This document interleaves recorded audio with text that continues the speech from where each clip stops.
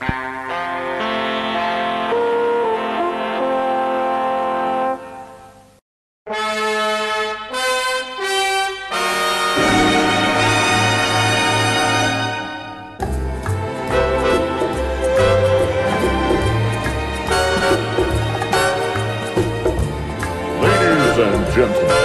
please welcome Mr.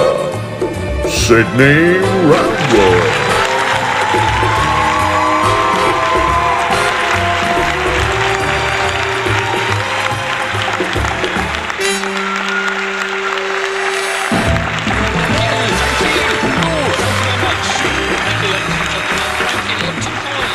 Hello, good evening, and welcome to this, the TooFatLardies Oddcast. And tonight we have a rather special edition, as this is something of a milestone, as it's officially our 50th Oddcast. It was a cold and chilly October in 2017 when the Oddcast emerged for the very first time, and I suppose it's fitting that we've reached 50 not out in 2022, as this also marks the 20th anniversary of TooFatLardies. And accordingly, I am, as always, joined in the studio by the two founding fathers of Lard, Nick Skinner and Richard Clark. Gentlemen, welcome to this very special edition of the show. Thank you, Sydney. It's a pleasure to be here. 50 not out. That's not a bad innings so far. And let's hope we can get to that. Let's hope we can get to the century. Let's hope we get to 51. How are you both? Looking hale and hearty there? I'm hale and he's hearty, I think. Yeah, very well. Thank you, Sydney. Looking forward to our conversation this morning, as always.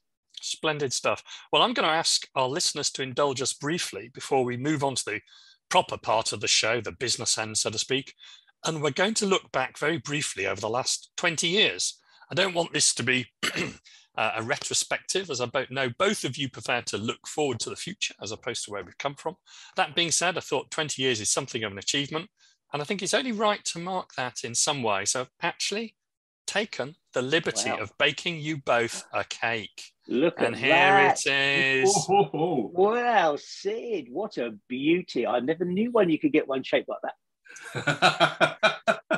I've embraced my inner Mary Berry. And created quite the thing here. Well, it looks like the innards of Mary Berry, so you've done a good job. Lovely. Yeah. When do we get to have that then? Well, now, unfortunately, since we are recording this remotely, you can't actually have any. But it is the thought that counts, I thought. So while I cut a slice, let me ask you both, looking back, what are the key points you remember over the last 2 decades?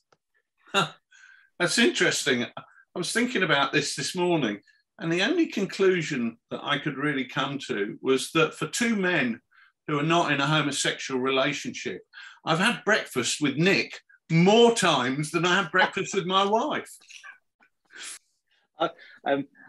Whatever I say as a follow-up to that is going to be an anticlimax, isn't it? It's a bit like Morecambe and Wise, you know. It feels a bit like that, doesn't it? After 20 years, I think though, you know, it's all been all about the fun, hasn't it? We've had a right laugh for 20 years, and when you look back on, you know, things and the things that stick in your mind, it's just the fun that we've had. It's really difficult. We made the decision many years ago to kind of turn our hobby into a bit of a job, bit of a business. Well, Richard certainly did. And from the outset, we just knew that, you know, if we were going to maintain that motivation, it had to be enjoyable. We had to get that in there, because otherwise, what's the point of doing it, right? If it's not fun, you're not doing it right. So I can honestly say that ever since we started, over all that time, it's been a huge laugh all the way. We've been to some incredible places. We've met some absolutely fantastic people. We've played some great games in memorable places. We've drunk a lot of beer, consumed an awful lot of red meat. And really, some of that fun that we've been having on the tabletop, you know, our hope comes through in the games, and that people get some kind of buzz out of that. I think it's contagious, isn't it? If you're having fun, other people think, "Oh, that looks like fun. I'll have a go at that as well," and that's good, because we want to share the love, mate.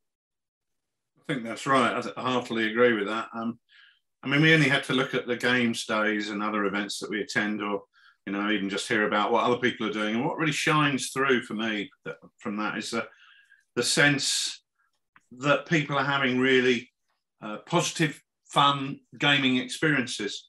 I was in Amsterdam a couple of weeks ago at a Sharp Practice weekend hosted by October, and the atmosphere was, fabulous. And we had the chance to hook up with some chaps from Belgium, from the Netherlands, in the hotel, and as well as at the gaming event. We had a few beers with them, and I was really struck then how people who'd never really met before, maybe you'd said hello to them at events, but never really sat down and had that conversation, got on so well because they have the common ground of knowing it was a Lardy event.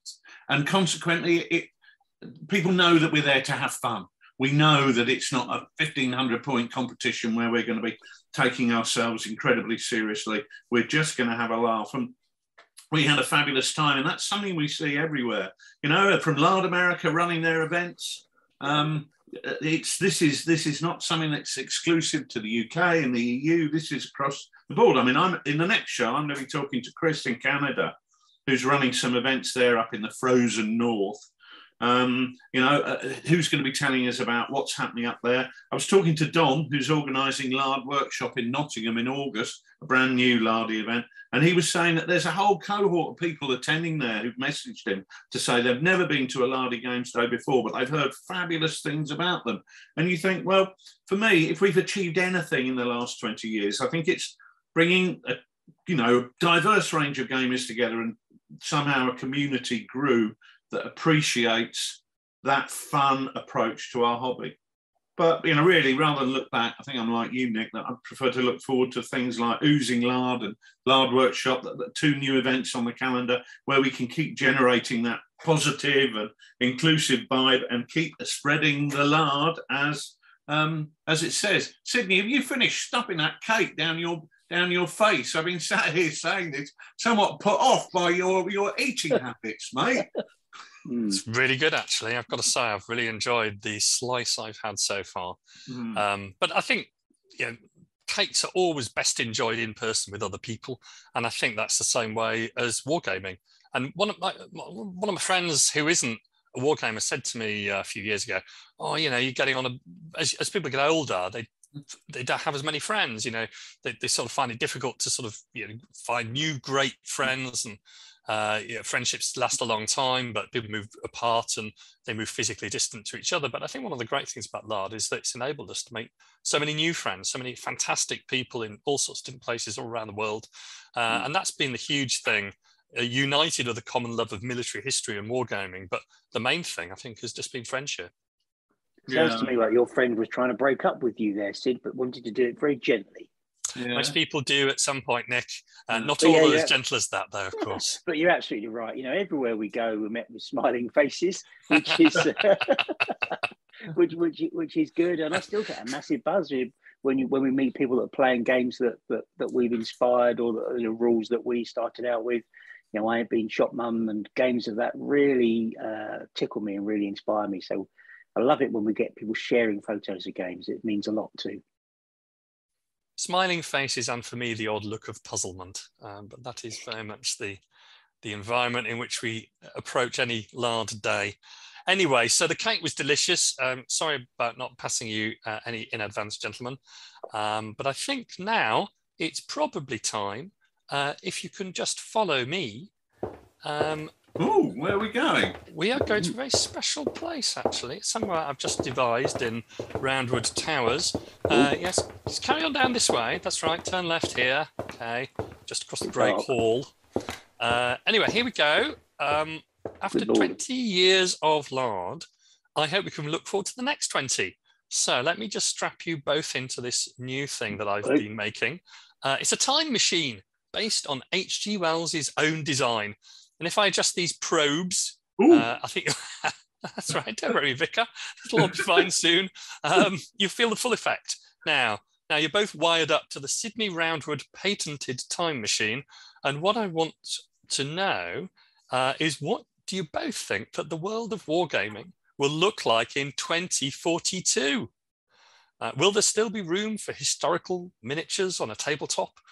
Will your regular opponent look like my robotic butler? What will the game of the future look like? So are you pulling that lever now then, Sid? Now we're hooked in? That's a lever, is it? Right, okay.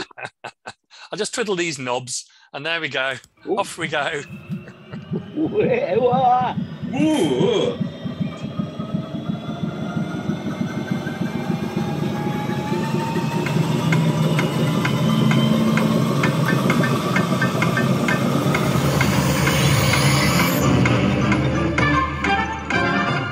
Oh, God. Well, that was an experience. I've been to the year 3000. That was a bit like driving to Crisis, Rich, first time we ever went. But yeah, I think that was quicker. Where have we come out then? 20, what does it say on that calendar? 2042. Right. Good. Isn't that Welsh Jeff over there with a full head of hair? Obviously, the world of hair transplants has advanced tremendously. Very good. Right. Well, we've been there, Sid. Is this the premise of this ridiculous spot, that we've been to 2042 and now need to tell you what it looked like? Yes, please.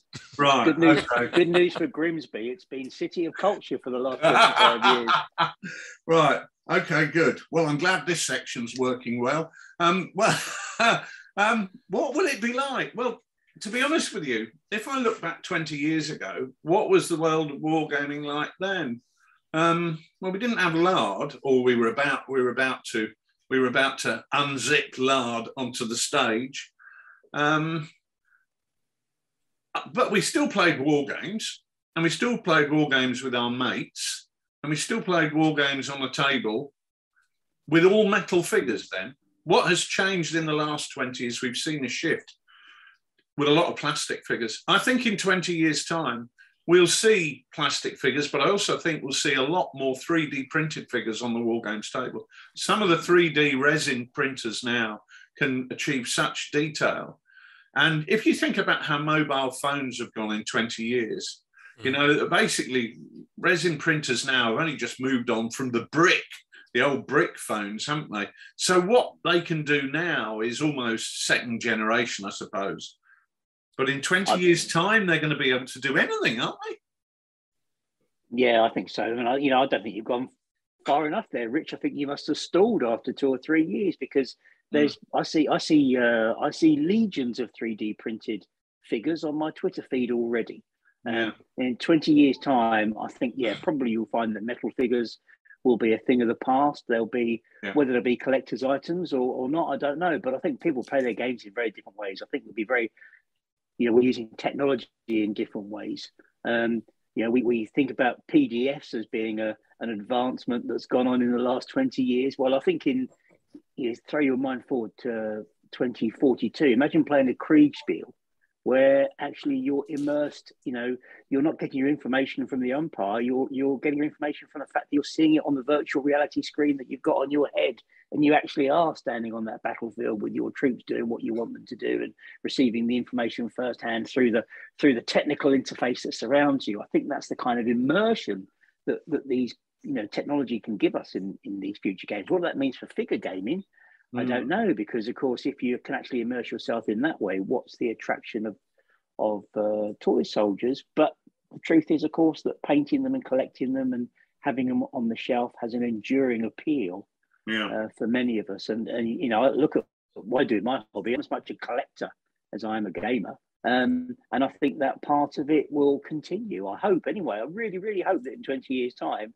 people will be playing tabletop games in the same way they are now. I think that one of the things that I've always said about miniature wargaming, be it historical or whatever, but let's stick with historical, is that it's so multifaceted. You collect, you paint, you design rules or design scenarios. Even if you're not a game designer, you'll be designing scenarios. You read a bit of history. You maybe go and walk the battlefield. You maybe just talk about the battle with your mates down the pub, and everybody chips in their sixpence worth of knowledge. And I think that's one of the great things about the hobby, is that it is so multifaceted and there's so many different aspects to it. If you get bored with one bit, you go and do something else. I've got a painter's block on at the moment, but I can still build MDF cowboy buildings that I bought last week. So I think that's there. I don't think that wargaming figures and wargames terrain and tabletop gaming will ever go away, because I think it's the tactile aspect of it that is so good. If you remember 20 years ago, what you did have were computer games, where you had games like, I think it was called Combat Decision, which was a fabulous World War II game. They seem to have disappeared now. It's all first-person shooters. That game was almost like a war game on the computer. Well, if that game had been so tremendously successful, they would still be selling games like that today. But no, everybody wants to pick up their Thompson submachine gun and blow the head off that Nazi over there. And so it seems that computer games have gone in that direction and left the more tactical, strategic war game type game to us in the figure gaming, physical gaming community. So I think that will be there. 20 years time, I like to think that we'll be there. I certainly, if not, I'll be knocking on the inside of that box lid to try and get out every time I know that there's another deep fried lard or one of the lardy events that I like. But no, I plan to be here in 20 years time, and I certainly think that what we've done today, you know, the first 10 years of that, we're almost struggling to get noticed. So in many ways, I think the best years are yet to come. You know what I see, Rich? I see your head in a bell jar on a table somewhere with these tubes, these tubes that have just got lager streaming through them, and you're constantly pickled in this jar. What remains of you is just this head, this big red head in this jar on a table that Sid is taking round with him to shows. I think I've managed the pickled pretty much well without the bell jar, to be honest, mate. I think you're right about so much of what you say, though, about the way that games are going to be played. You know, it's an enduring hobby with enduring appeal. And I think also we have to hope that access to information becomes easier and easier. You know, archives going more and more online. I hope the research bit becomes much easier for people. It has become a lot easier in the last 20 years. You know, the UK in particular is still behind some other parts of the world for getting archive information online. You'd hope that things like unit diaries and sort of prime documents can go online and be readily available, and that would make it so much easier to do a really good job of creating historically accurate games and researching the historical side of what we do. Yeah, absolutely, absolutely. When you look at things like the Australian War Memorial, you look at the New Zealand units who've all got their battalion diaries online. Now, I know the British Army's, you know, a much bigger entity in the Second World War, but, you know, information is very, very hard to get. And if you look at the Indian Army, it's even harder to get, because obviously their independence only a few years later meant that the Second World War in many ways was thought of as somebody else's war, and all part of the baggage that was swept away. So, but yeah, I agree. I only see positive things going forward. Certainly from our point of view, you know, as I say, I still intend to be gaming in 20 years' time. But as you rightly say, if we can get access to more and more information, then it makes our life easier. So yeah, the future's bright. The future's not in a bell jar. I was going to say the future's bright. The future's pickled, maybe for you. Well, if you want to focus on ridiculous stereotypes, Sydney, that's up to you. Why change a lifetime approach to the world? Right. Well, that's all good stuff. I've made some notes, I must tell you both, and then we can get those out for Oddcast 500 in 2042 and see who got it right. Was it me? Was it Nick? Or was it the bell jar? Who knows? But now let's bring you back to April 2022 so we can crack on with the show. So let me unstrap you both and take those probes off, and then we can take a walk over to the Lard Island workshop and see what you've been up to there.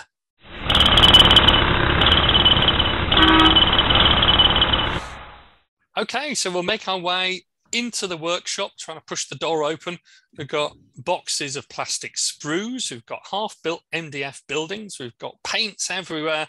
Oh, my Lord, it's a very busy workshop. So I've have to ask you both, what on earth have you been doing in here? Why is there so much mess? And in particular, what have you been buying recently to bring to the attention of our listeners? Do you have a best bit on the bench, perhaps? I do. I have a best bit on the bench.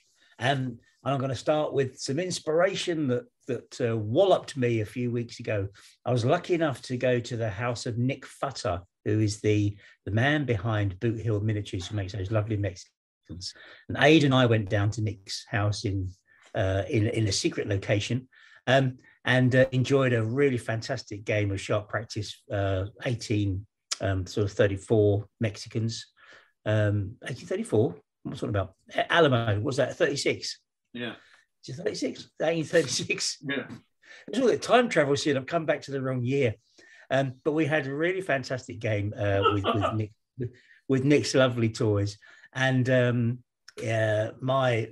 we had a very fun game. My leader, Tacos Picantes, the rather ridiculously named Mexican leader, was hit and felled very early by a Texan musket ball, and that's set in train a series of events that's going to lead to another game where Enrique, his rather angry brother, is going to come to recover the body, or is it the body of Tacos Picantes, and to do that he's been given a wagon train, and in that wagon train there is going to be a war wagon filled with Mexicans shooting out the back of the wagon, a bit like Dad's Army, if you remember that episode.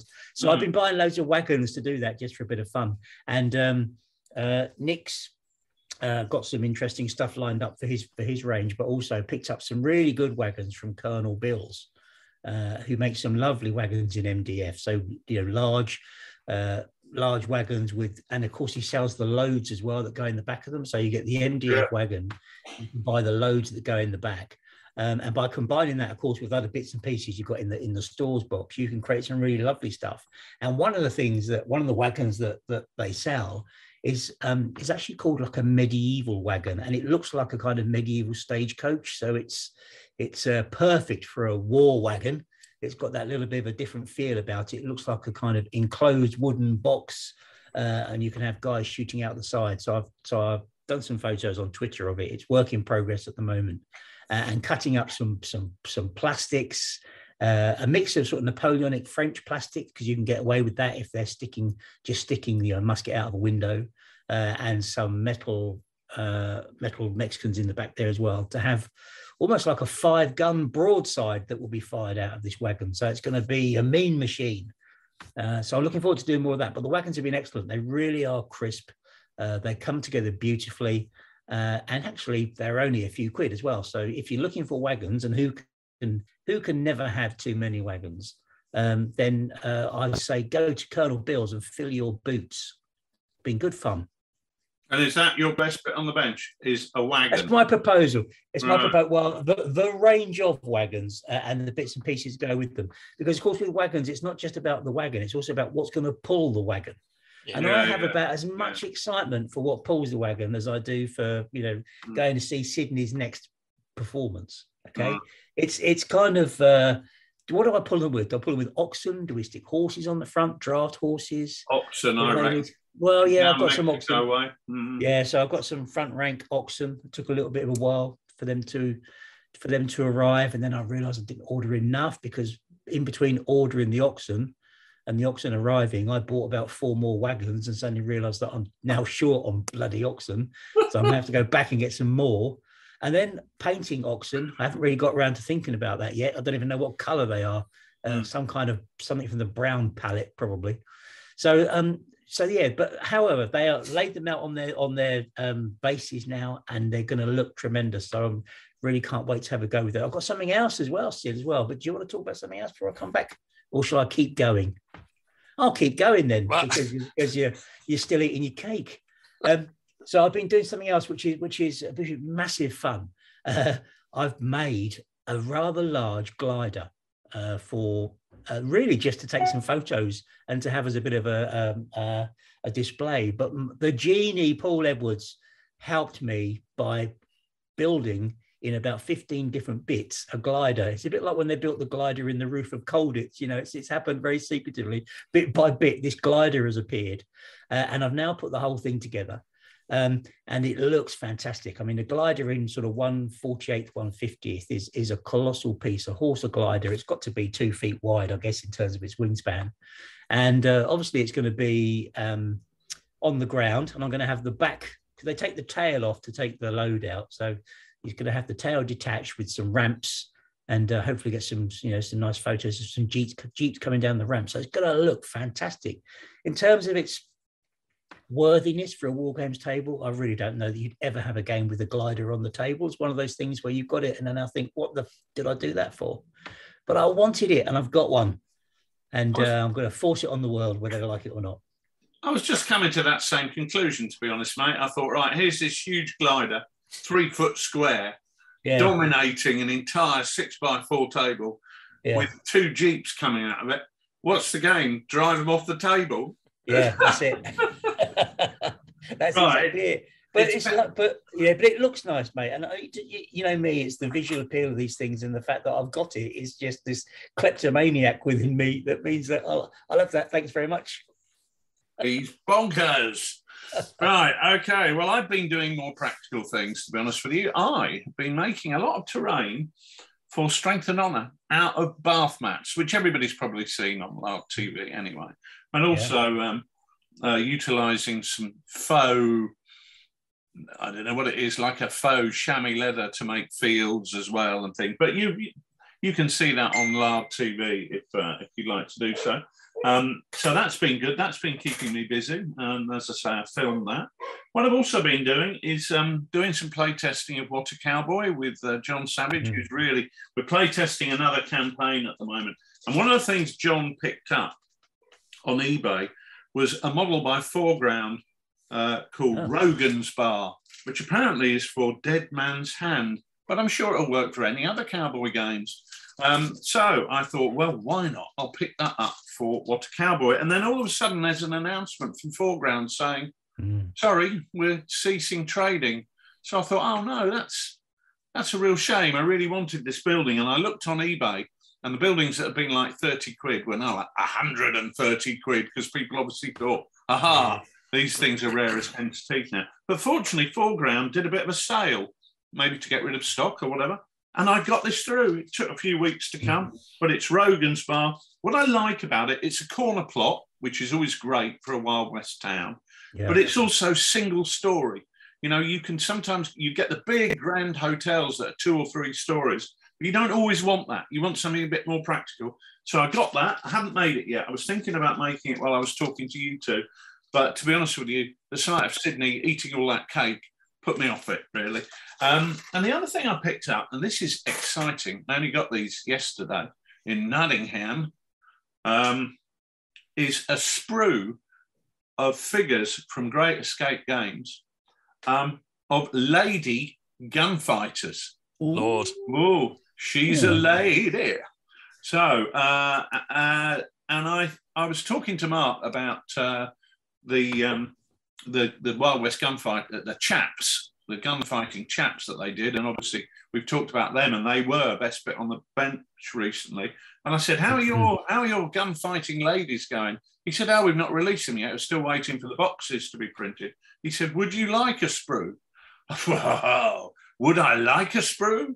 Absolutely, yeah. And the nice thing about it is you can make some gunfighting ladies, obviously, but some of the parts on here will suit equally for other things. So there's a different types of holster, and there's some different weapons, and there's an arm holding a lantern, and there's a large cock, or it might be a hen, I'm not sure which. So there's all sorts of things on here that are different to the other sprues that they do with the chaps. So I thought that was quite exciting. I won't call it best bit on the bench yet, because I've literally only just got it.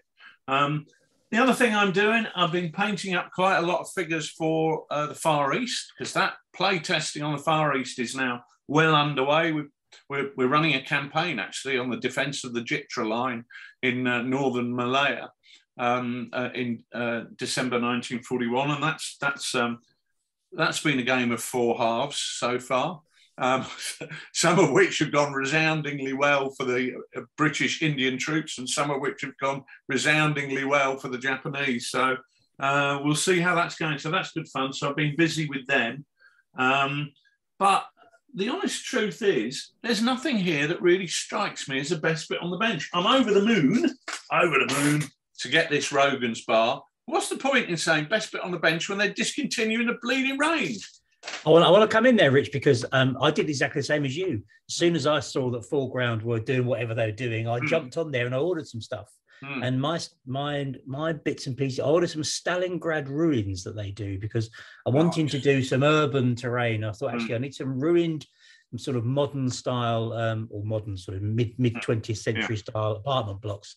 And they did these Stalingrad ruins and I bought them quickly and I didn't really think very much about them. But they've arrived now, and what is brilliant, I put 5 of the 6 sets together that I bought. What I didn't realise is that they actually all fit together. So they're individual ruined sections, but they all fit together to make a big apartment block. And I hadn't realised this when I bought them. But what I quite like, MDF can sometimes be thin, can't it? The walls can appear quite thin. But the fact that they double up and they have sort of 2 certainly on this particular building, they've got you put 2 bits of MDF together, and then you put another like a coating of cardboard on the front of it. So it makes it really quite thick, which is what you want for a concrete building.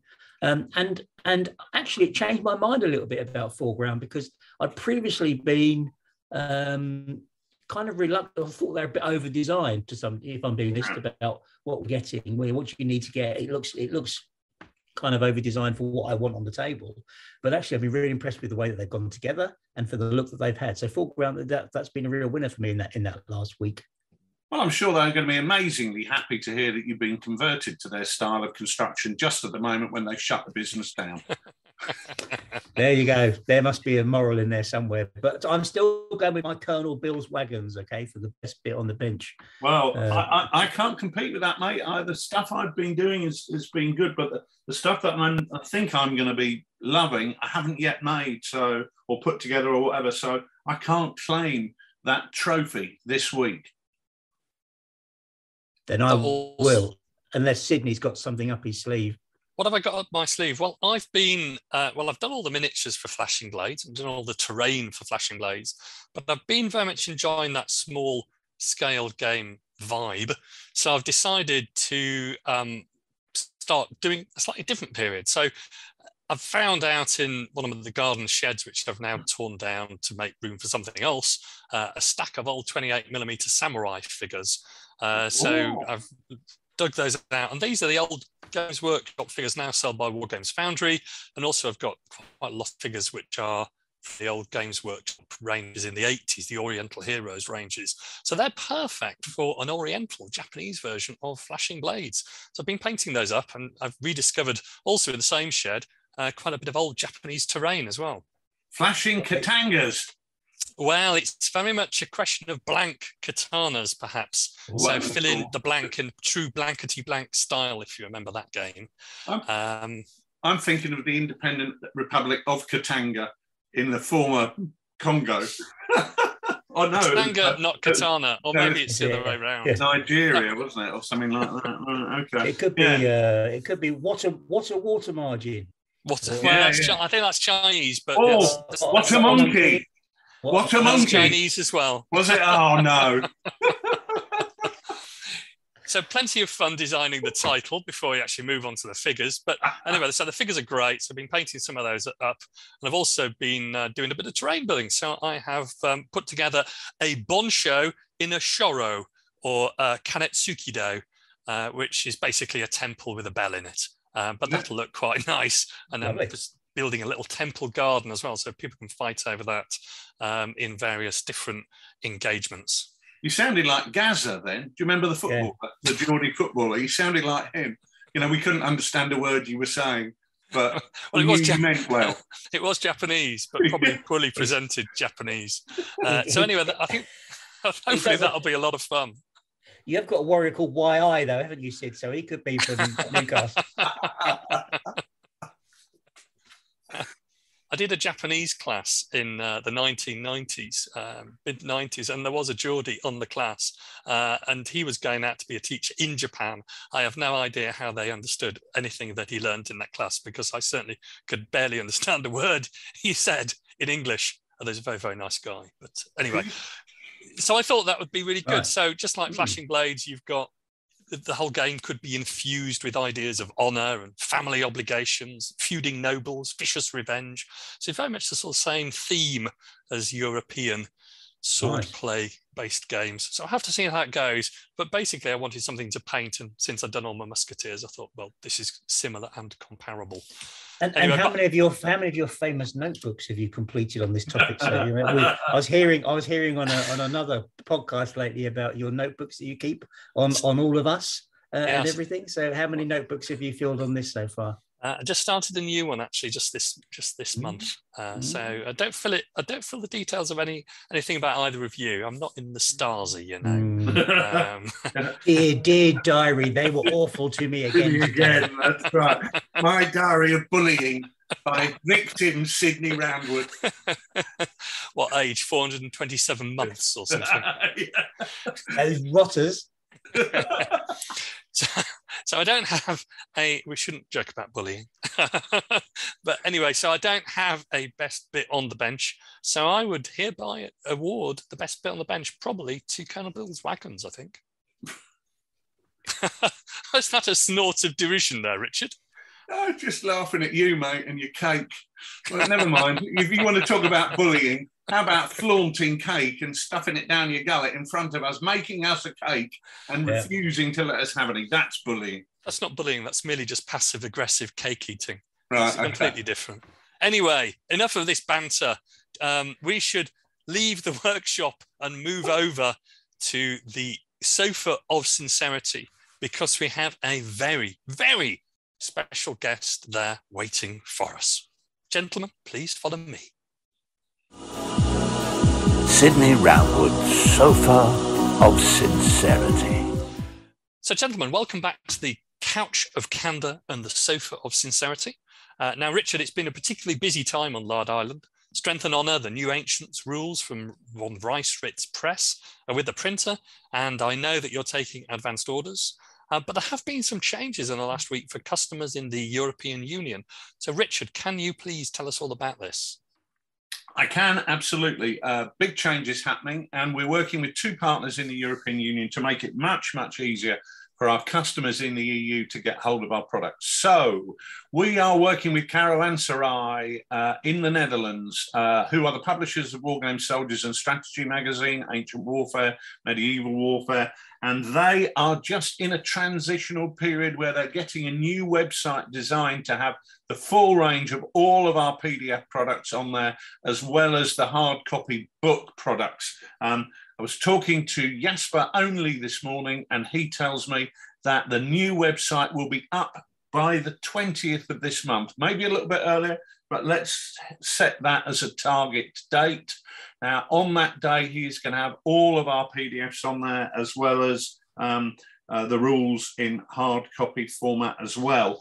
If anybody is in the European Union and looking to buy our products, if you go to our homepage on the website, go to TooFatLardies.co.uk or risewitzpress.co.uk, and on that homepage, you will see a big European Union flag, and there's a link there to Caravanserai. But there's also a link there to Tabletop Studios in Sweden. We're working with Adam there, who we partnered up with to make our game tokens available. Adam runs a business there where he does 3D printing, so can make those available. But he can also sell you the STL files. So if you want to print them yourself, of course, that gives you the option to change sizes and so on and so forth and do all that clever stuff. Tabletop Studios in Sweden is also listed on there. So with Strength and Honour, and I think this is the most pressing thing, excuse me, Caravanserai have got the advanced order deal on there, which is exactly the same as the advanced order deal on the TooFatLardies website. So we're working very closely with those guys to make sure our customers in the EU get the same deals as everybody here in the UK. So that includes, if you place an advanced order for Strength and Honour through TooFatLardies or through Caravanserai, you will get the hard copy of the rules when they're released. You'll get a PDF of the rules when they're released, and you'll get a PDF of printable armies. So you can print them out, laminate them, or do whatever you like, and get them on the tabletop and get playing with those. So that advanced order bundle is available through both us and Caravanserai at the moment. But clearly, Caravanserai, if you're in the European Union, they're the guys to deal with, because it makes shipping so much easier. So we hope that's going to be very positively received. Certainly on social media, people have been very, very positive about it. And let's not pull any wool over anybody's eyes. We've been having a nightmare with shipping stuff into the European Union for reasons that are completely beyond me. But rather than jump up and down and get upset about it, we jumped up and done something about it and made alternative plans. So hopefully our customers in the EU will not feel left out. So go and support Jasper at Caravanserai and buy Strength and Honour today if you're there in the European Union. That's that, really. Very good. So if you're in the EU and you want to order Strength and Honour, then Caravanserai is the place to go. And as Richard says, they're offering the same advanced order deal as the Lardy website, so now's a great time to buy. And talking of great times, in anticipation of the release of Strength and Honour, I've asked special guest Mark Backhouse, the game's designer, creator and head honcho, to join us here for a bit of a chat. So, Mark Backhouse, come on down.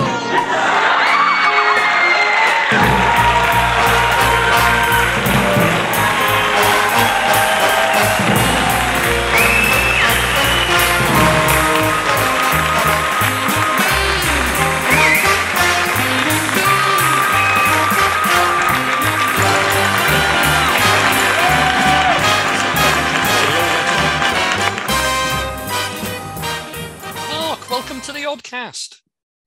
Oh, hi there. Hi, Sydney. Hi, everyone. Nice to see you. It's been great to deal and listen to the preparation and the excitement around Strength and Honour, but it's even better to have you on the show. Now, listeners might recognise your tones from the WSS Magazine podcast, so let me ask you first about your wargaming history. How long have you been gaming and what are your chief wargaming interests? Oh, I've been gaming since a wee young nipper. I guess at sort of 5 or 6, I was picking up models of some sort and I was playing games fairly regularly from about 10. And I'm now in my early 40s. So I guess I've got a good 30 years under my belt of gaming. And I suppose in terms of what I game, I do all kinds of things because I write quite a lot for Wargame Soldier Strategy Magazine. I tend to write articles on whatever themes are going for that particular edition. And therefore, I tend to have quite diverse interests. So I'll do anything from modern sort of 20th century things, World War II, World War I, Napoleonics, AWI, Renaissance. But my real love, my real passion has always been ancient history. And that's always a thing that I keep coming back to time and time again. I have to say, mate, I'm very impressed that you were picking up models when you were 5 or 6. It took me about another 15 years after that before I started picking up models. But that's another issue. I was really hooked when I got a big box, a big ice cream tub full of Airfix models from a jumble sale. And I remember looking through them and being fascinated. I think I'd seen Waterloo, the 1970 film, about a week before it. And these figures were on sale for half a pence each in the jumble sale. And I picked out 30 or 40 of them. And in the end, my mum just said, oh, look, come on, how much for the box then? So for the princely sum of £1, I took home a massive tub, which must have had inside it about 800-900 Airfix models inside it. And I remember setting them out into squares and things ready to play. Have you finished painting them all yet? No. I've still got them, though. I've still got those figures. Brilliant. And my son's played with those relentlessly. And I'm sure they'll be passed down to the next generation of wargaming backhouses. What a great story. Honestly, that is brilliant. That's get them young, get them young. That's Himmler said something about that, but it's probably not quite the same principle. Well, so Mark, Strength and Honour is now at the printers and it's going to be released on the 25th of April 2022. And I know from our discussions that this had kind of a 2-year gestation period. I remember playing a game online with you at the start of the pandemic. So can you tell me briefly what the rules are designed to cover, please? Yeah, sure. The rules are designed to cover great big, huge ancient battles inside the Roman world. These aren't little scraps. These aren't just a few cohorts per side. What we're looking at here is battles in which a legion is the, sort of the core building block of an army. So we're looking at armies of maybe 20,000 men as a sort of a minimum starting point, and going up to battles of maybe 100,000 per side. So the really biggest battles inside the 1st century BC and the 1st and 2nd century AD. So that particular time has really been my focus. This is the time of the professional legions and the legions structure around a cohort structure rather than the earlier plebeian maniples with the triarii and the principae and the castati and the velites and things like that there. So this is really the time from Marius through to Septimus Severus. That's fantastic. And what I think really stands out with the rules and the games that we've played is your approach of really being different as regards the theme and the setting of the game. So a few years ago, you and I ran that game at Partisan in 2mm scale, covering the siege of Portsmouth. And at the time, that garnered quite a lot of interest and maybe raised a few eyebrows at a show that's known as a place for visual spectacle, normally associated with 28mm figures. So what has drawn you to the smaller scale, and in particular for the Ancients period? Well, a lot of the battles inside the ancient world were absolutely massive. And I got to a rather strange point in which I was looking at a lot of games being performed in 28mm, and simply they didn't have the right visual appeal that I really wanted. There was a lot of focus on beautifully painted figures, 30, 40 figures at a time with wonderful characters and vignettes and things like that there. But I thought what was really lacking was the real sense of a huge epic battle taking place and big formations. So I wanted to really create that on the war games table. And I started thinking about going down to smaller scales a few years ago. About a decade ago, I experimented quite a bit with 6mm and had some really quite good looking battles inside that, but they still weren't quite right, I didn't feel, for the Roman formations in the period that I was really fascinated with. So I kept going down in scale and scale until I got down to 2mm for my big Roman battles. The real advantage of 2mm is you can get huge, great big battles taking place and being fought on a fairly small table size. So you can fight these big battles, the sort of the Pharsaluses at this time period here, on a 6x4 table. Now, of course, if I was doing that in 28mm and actually wanted enough figures for that, I'd need a good few thousand figures to make it look right. I'd need a massive budget to actually pay for those figures. I'd need arms the size of Jeff Capes to be able to actually carry the boxes of lead soldiers, I think, onto the war games table and pack them up again. And in 2mm, very simply, I can pack these armies down into small boxes and I can carry them around. And I mean, visually, the advantage of being able to fit a whole town in the palm of my hand is a huge advantage there. Again, in 28mm, I can't simply do that. A town might be represented by maybe 10, 28mm buildings. But of course, in 2mm, you can actually put on a table a town that's got maybe 100 buildings on it there, or a wood that's maybe got 800 or 900 trees inside it. It actually looks like a wood rather than just a little copse down the bottom of somebody's garden. So the whole visual appeal of this is trying to get something that maybe looks a little bit more realistic as a sort of an aerial picture. And my inspiration for that, I suppose, comes from those really epic scenes inside Spartacus where you look down the hill and you see the legion coming towards you, or that moment inside the Alexander film in which you see there's a bird's eye view over the phalanxes on the dusty plains of Gaugamela. So those sort of images there, I felt, were the sort of things I wanted to recreate on my battlefield with a very different sort of visual appeal to a standard game. And what sort of issues do you encounter with 2mm figures that you don't get with the larger scales? I know we've talked about a couple in the past. In terms of difficulties with them and challenges, well, I suppose you don't see the uniforms in quite the same way as you would do in a 28mm figure, but there's some benefits to that and some disadvantages to that. The obvious benefit with it then is you don't get the uniform button counter there telling me that my oval scutums are 20 years out of date for this battle, because in 2mm, frankly, nobody's going to really care about the shape of the shield at that point in time. They're looking at the bigger formation. So there's some real strengths to that, but obviously there are a few naysayers out there who need to go back to Specsavers and need to check their eyesight again, because they want to see those individual figures on the table in some cases. But of course, while the game is pitched at 2mm, there's no reason why you can't be playing it in larger scales if you do want to be using individual figures. 6mm is great, 10mm, even 15 or 28 mil, it'll still work for those scales there as well. I think that's absolutely right. I mean, I when we were looking at the army list, I got some of my bases of figures in 28 mil for infantry out.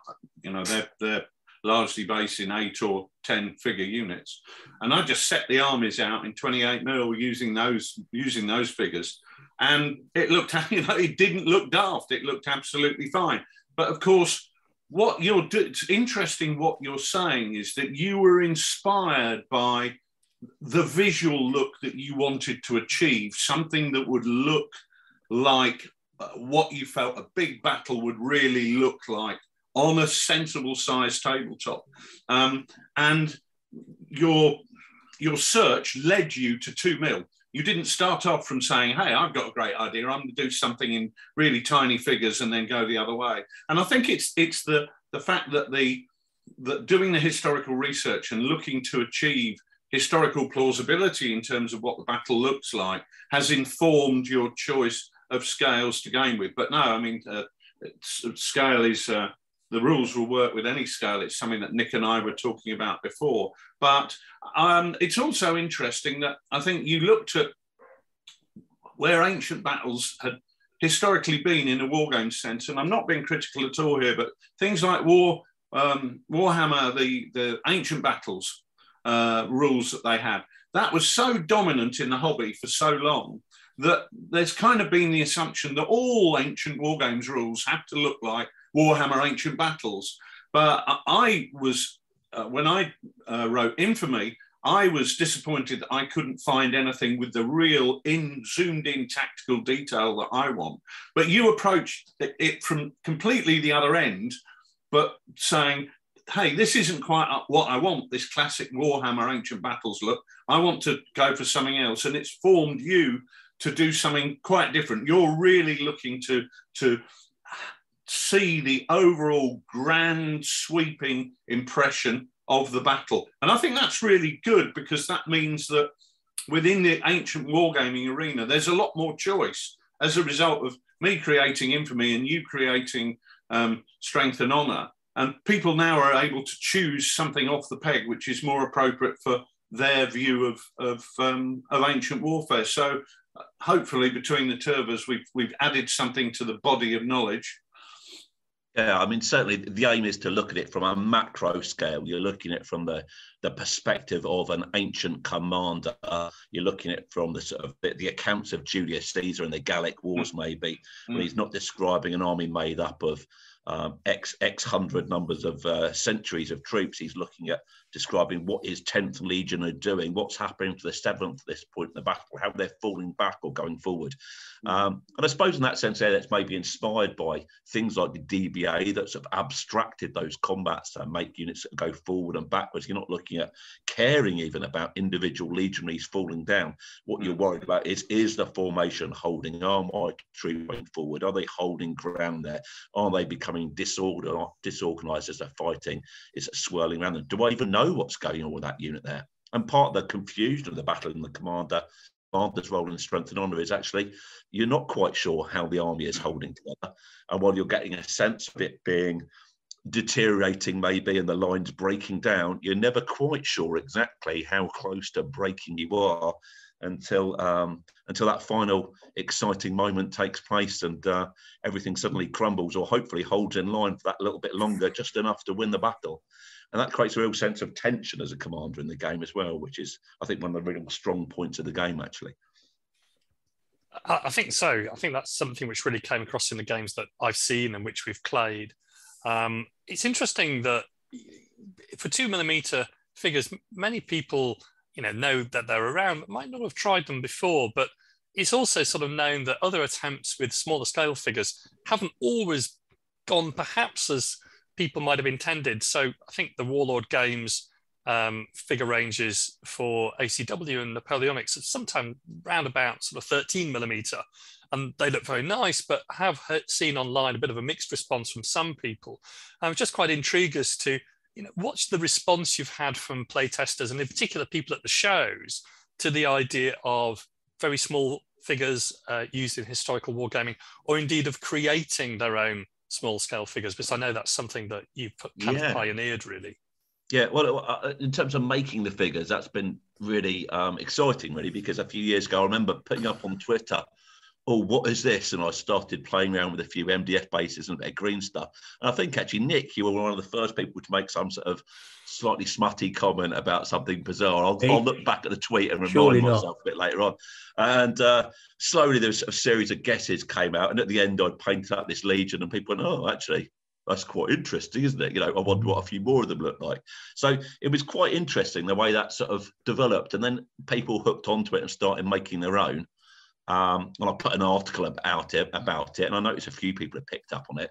But it's been really interesting to see other people just take the bull by the horns a little bit with this and go with it.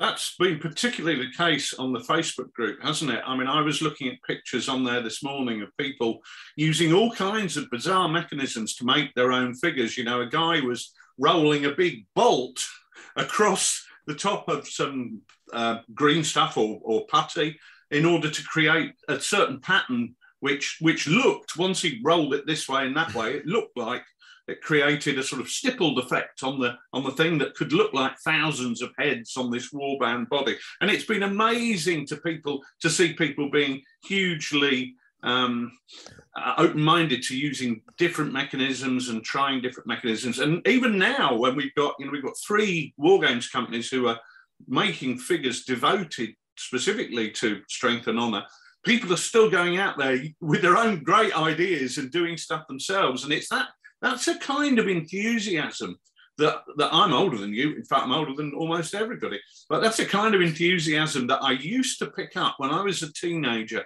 reading Battle magazine, which then became Battle for Wargamers, when you had articles in there about converting Airfix cowboys into the Mongol horde or whatever, using banana oil and whatever it was. And it's that kind of, well, you know, your kids from fame, let's make the show happen right here and now type of thing. And people have got that collective enthusiasm, which is something, when everything's off the peg in the hobby, is really inspiring. So it throws me back a little bit to the kind of Blue Peter days, you know, where you can be inspired by something and you make it out of bits of old stuff you've got lying around. And I think that's what it's like to be a kind of a trailblazer, isn't it? Because there's nothing out there already. You've got to create it from scratch. And that's appealing. That's nice to be part of something new and to create your own army, build it in your own way. That home brew characteristic that can go with making the armies. And I just want to condition that by saying actually it's complete opposite to what you've come out with in terms of the product, because there's no homebrew about what I've seen go past on my computer screen. You know, I'm lucky enough to have seen the finished version of the rules, and they are polished. There's nothing Blue Peter about what's in there. The games that are described within there absolutely are a million miles away from the kind of what I envisage the old ancient battles, you know, where you lined your 28mm figures up on a table and they stretch from one end to the other and you just, you know, had a bit of a boring clash in the middle. There's much more in there for that. And I know we're going to talk about that later, but, you know, it's really interesting how you get this, you've got this really nice polished way of doing it. And it comes together with this, you can still take your own approach to it, do it your own way, build it in your own style and make your own figures. Rich? I was just going to say, you know, picking up on a conversation we were having earlier before Mark came down to join us, you know, maybe the polish of those rules is actually part of the 20 years of what we've been doing. Maybe that's us just getting better at what we're doing. But no, I mean, I have to throw in a big thank you to Henry for coming out with you know, a lot of the ideas in terms of the internal layout. It's great working with Henry actually, because when I give him a briefing, he and I have known each other for a long, long time, and he kind of intuitively knows what it is that I'm looking for. And it's a bit like you and I working together, Nick. You know, we've worked together for a long time and we kind of work well together. So that's been great. And we've used Joe Bilton to do the maps in there. And he's also done the top-down artwork for the printable armies that we're going to be releasing as a free, fabulous gift, mate, with the advanced orders. So it's just finding people who've got skills that can complement what we're doing, and hopefully making it into a really good product. And for Mark, who, you know, it's your first set of rules that you publish, Mark, I know you're pleased with it. And I think part of the pleasure for me as a publisher is fulfilling those dreams and making that work for making it a good product, because it's a great set of rules and it deserves to look good as well as provide a good game. Yeah, they look smashing at the moment. I'm really delighted how they look, actually. They've come out beautifully. It's one of those real childhood sort of fantasies, really, sort of, can I bring out my own war games rules? And it's lovely to see that look in such quality as well, rather than something that's just been quickly knocked out. I mean, just going back to what you were saying about making the figures and units here, I think that, again, comes from me as a kid, not ever having any pocket money, really, any access to war games figures. There was no sort of historical war game shop around, particularly near me, apart from ones that sold Games Workshop figures, which, I loved for a while. But I was always trying to experiment, doing other stuff, always on the cheap, nearly always, with sort of like toys and things out there being converted or making things. So it's that slightly sort of like, improvising DIY punk ethic almost behind it, in which we're, trying to sort of get people to go back to their roots a little bit and realise you don't need to go and buy that branded shiny box of figures here to come and play a great game and really enjoy yourself. You've got these materials, you can be creative, you don't need to spend a king's ransom to play wargaming. This is a game that's accessible for all, and if you just want to go on the cheap, you can print off the units and play it on card. If you want to do it with huge, great big armies of double-size units and make it in 28mm, then wonderful, it can play, but you can play it small, you can play it at home, you can play it on your coffee table with minimal cost. I think one of the things which really does come across with the fact that you've created the terrain, created the figures and created the rules is that you're a very hands-on person, and knowing you, I think that's really the truth.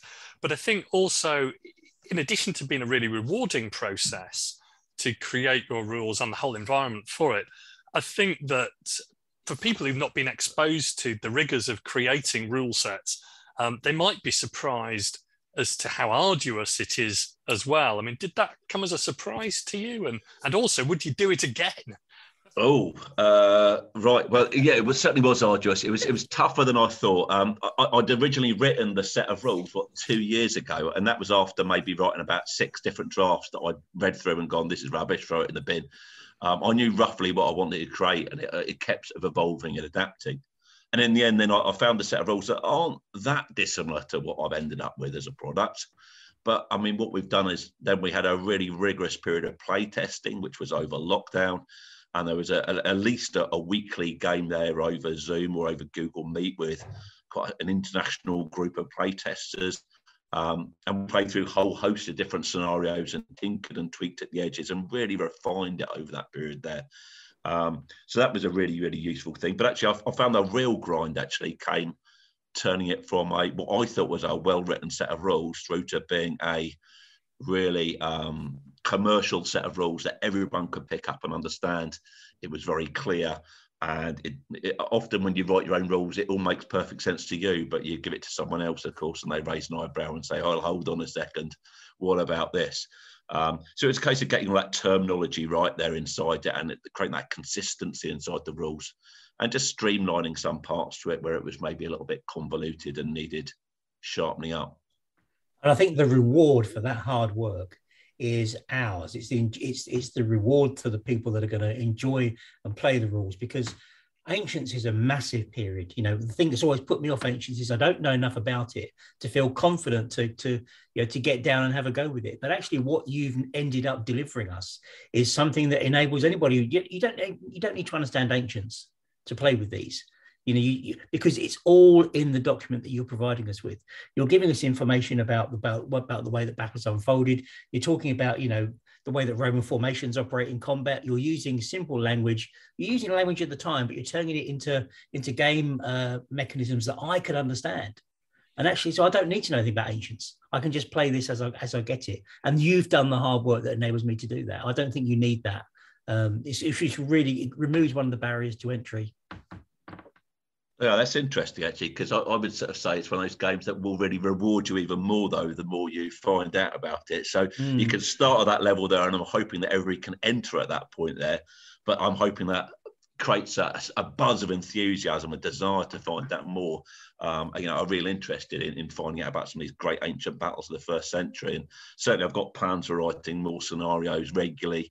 and putting those out there and more articles in the magazines. Obviously, I write a lot for War Game Soldier Strategy, so they're likely to be on the receiving end of those, and on Richard's blog spot as well for TooFatLardies. So hopefully we can keep providing you with lots of material to keep you stimulated, keep you interested, keep you reading and getting even more into it, Nick. That's the kind of plan behind it, really. And there's a pile of scenarios in there as well, aren't there? There's 10 scenarios in there. Yeah, we got 10 scenarios. Yeah, we had to actually cut it down a little tiny bit at the moment. We had a short pane in there as well, which we've had to limit due to page space. But hopefully we'll be publishing that on the website fairly soon, won't we, Richard? So that'll go out free to everybody as well. That's the Bibrat campaign that we've been modelling at some of the shows there as well.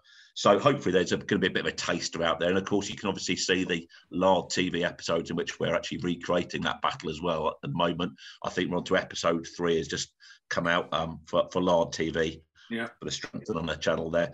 But obviously you can see a few more there still to come and the whole rest of the battle, which I'm sure you'll see in future days. Yeah, loads to come. Monday is the next one there. On Monday, we deploy our forces onto the table ready for battle, and then the punch-up really begins. So, yeah, keep watching that. It's we had a lot of fun making those. One of those classic things. And when I went back to edit it, I thought, bloody hell, Clarky, all your focus has gone on playing the game, which when maybe I should have been doing, more as your jovial host and presenter, but we just really got sucked into the game, and I hope people appreciate that fact when they see it, because it's an immersive experience, and I think that shines through in the films. But yeah. So just to wrap up, really, I guess the last question is, if you were to pick a unique selling point of Strength and Honour, what would you say is the main sort of thing that you think about? Well, I think it's that huge ancient battles which are able to be played inside an evening. They come to a dramatic climax at the end of them all. They're fast-paced. They'll make you think inside them, but they'll also get you to employ real sort of historical tactics inside them, and it'll actually look like an ancient battle. So hopefully an enjoyable, challenging, epic battle can be played inside an evening, reaching a cinematic climax, and you can all go away with a happy ending, something I know, Sydney, you're very keen on when you go to those specialist massage parlours. Absolutely. And they are as brilliant as Strength and Honour is as well.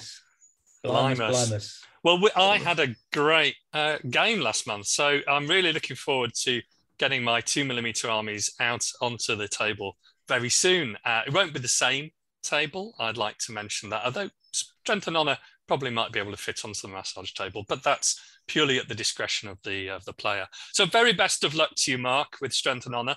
I hope that they're very well received, as they certainly fill a gap in the market for really large battles in a sensible space.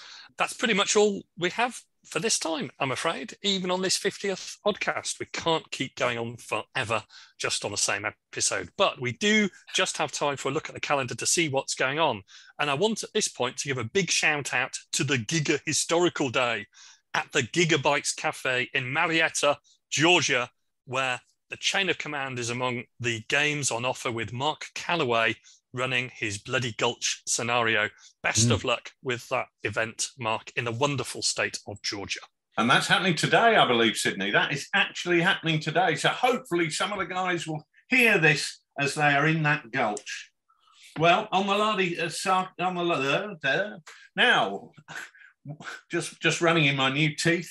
On the Lardy circuit, we'll be at Partisan in May, where Nick will be running a chain of command game, and I suspect we'll see a packed Lard zone, as I know John Savage will be there running What a Cowboy, and more details to follow on that. But June is action-packed as always, with Operation Market Larden in Evesham on the 11th and Deep Fried Lard in Musselburgh outside Edinburgh on the 18th.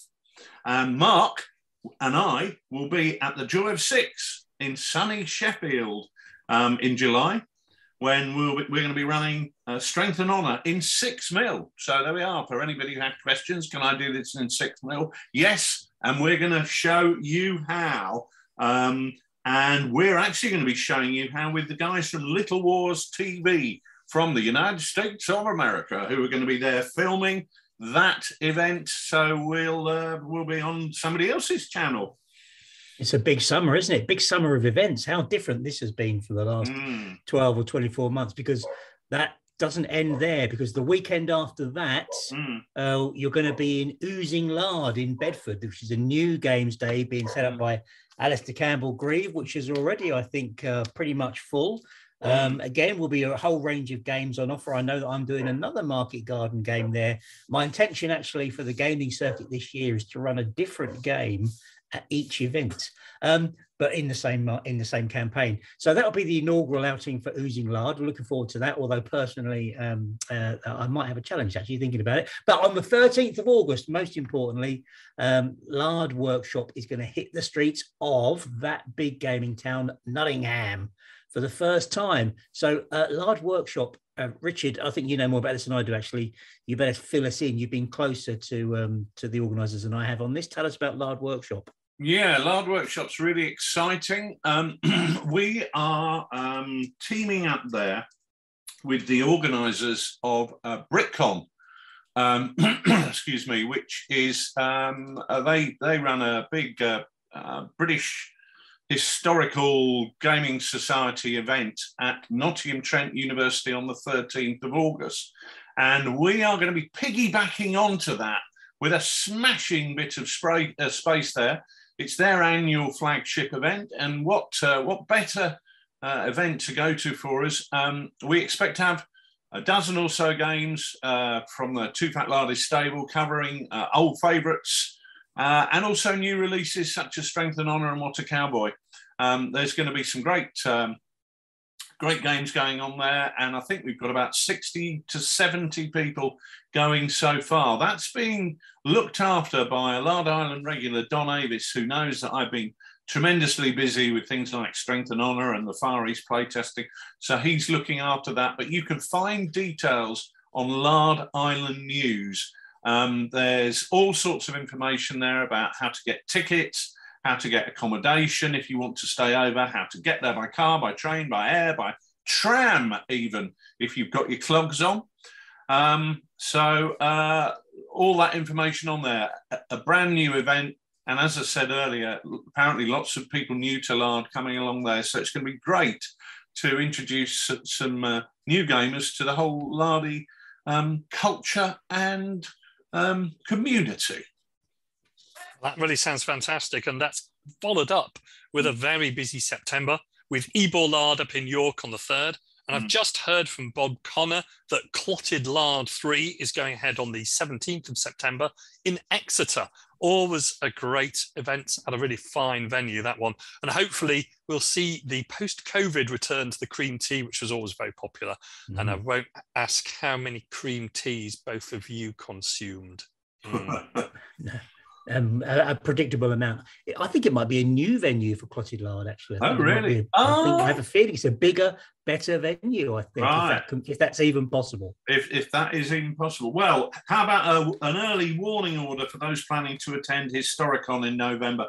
Lard America will be hosting their very own dedicated Lard zone with an extensive menu of games on offer. So check out the Lard America Facebook group or the TooFatLardies forum for full details. And Richard, I know that you're going to have a quick chat with Chris Robinson up in Canada for the next Oddcast, but Chris has written to me to say that the Canadian Lardies now have a Facebook group under the excellent title of Frozen Lard. So listeners in the land and the Mounties can join them there to hear about forthcoming Lardy events. And the Canadian chapter successfully ran Lard EHS Day back in November, with 10 games over the course of the Saturday, including Chain of Command, Infamy, Sharp Practice, Algae, IABSM, O-Group, and Water Tanker. And they even managed to round off the day with a curry in the finest Lardy tradition. Well, while not an event that the Canadian Lardies organised, that I did hear that the annual Hot Lead convention in Stratford, Ontario last month had a massive 14 TooFatLardies games on offer, including such fine offerings as Coastal Patrol and What a Cowboy, as well as the usual firm favourites that we all know and love. So congratulations to everybody who flew the Lardy flag so effectively there at Hot Lead. Thanks very much, Richard. And Chris tells us that Lardays 2 will be on May the 28th this year, and Lardays 3 in late October, with a final Saturday date to be confirmed. Both are going to be in Hamilton, again at the Royal Hamilton Light Infantry Veterans Hall, which actually sounds a really, really good venue. You can get details on their Facebook page or on the TooFatLardies forum. So if you're running a Lardy event or a Lardy game at a show or convention, please just send us the details so we can let the world know about that. You can use the contact form on the TooFatLardies website, and we'll do our best to give you a shout out. Brilliant. Wow, what a busy period looking into. I can't believe Crazy, isn't it? Blown my mind, that list. After last year, we're back in full attack. Never get in until they crack. So 20 years done, 20 years to go. This is the midpoint. Let's keep going.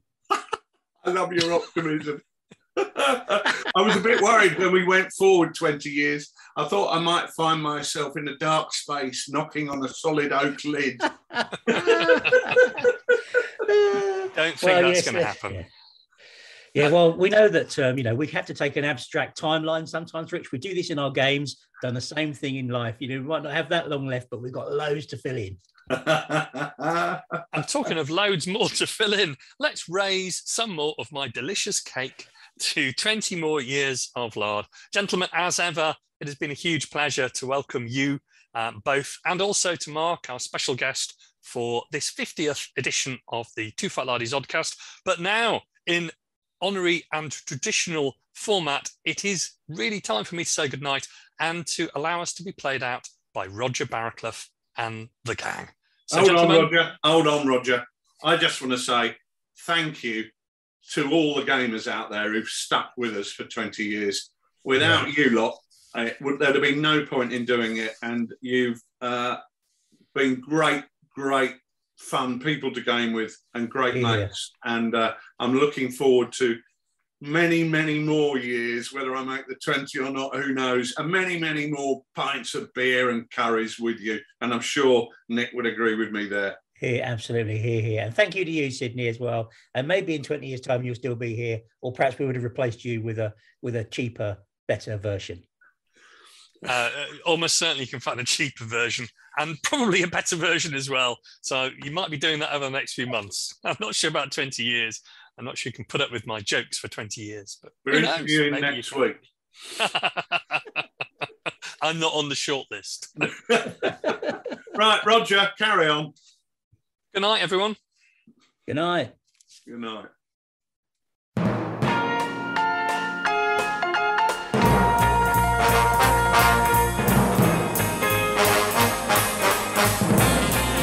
In tonight's show, Sydney Roundwood was joined by Nick Skinner and Richard Clark, with music by Roger Barraclough and his band.